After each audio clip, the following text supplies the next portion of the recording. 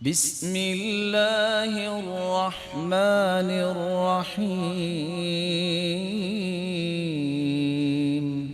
یہ جو سہانا وقت ہوتا ہے، جو 2 گھنٹے انسان کھانے پہ لگا دے، نہیں، آخری 20 سے 25 منٹ کھانے کے لیے مختص کیجئے، اس سے پہلے اٹھیے، دعا کر لیجئے۔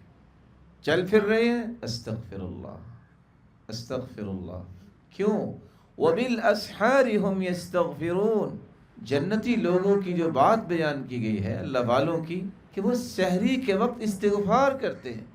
اگر آپ بیٹھ کے دعا کریں بہت اچھا ہے، آپ کھانا بنا رہے ہیں یا بنوا رہے ہیں یا آپ کوئی اور کام کر رہے ہیں تو آپ چلتے پھرتے بھی استغفر اللہ، بلند آواز سے نہیں تو آہستہ آواز سے کہہ لیں، تاکہ لوگوں کے صف میں آپ شامل ہو جائیں جو سحری کے وقت استغفار کرنے والے۔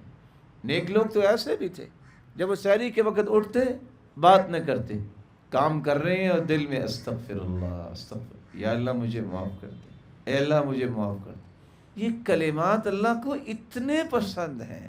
مقاتل بن سلیمان بیان کرتے ہیں، 2 چیزیں اللہ نے عذاب کے سامنے ڈھال بنا کے اتاری تھی، ایک اللہ نے واپس لے لی ہے، ایک مسلمانوں تمہارے پاس۔ کون سی واپس لے لی؟ اللہ کے رسول صلی اللہ علیہ وسلم جب تک موجود تھے عذاب نہیں آیا، وہ اللہ کے پاس چلے گئے۔ کون سی چیز مسلمانوں کے پاس ہے؟